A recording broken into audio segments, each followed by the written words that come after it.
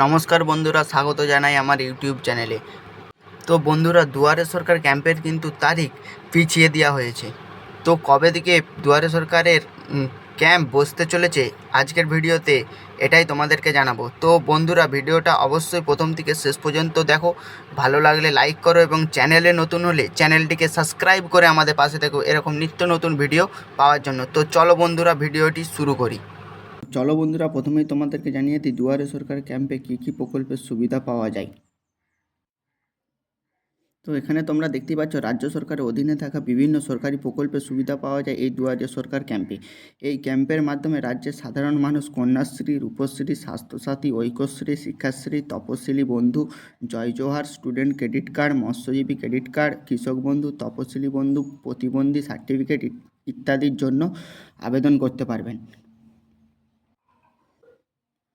শুধু এই প্রকল্পের নতুন আবেদন করাই নয়, দুয়ারে সরকার ক্যাম্পের মাধ্যমে সাধারণ মানুষরা ব্যাংকিং সংক্রান্ত সহায়তা, রেশন কার্ড সংশোধন, জমির কৃষির মিউটেশন ইত্যাদির কাজগুলিও করাতে পারবেন।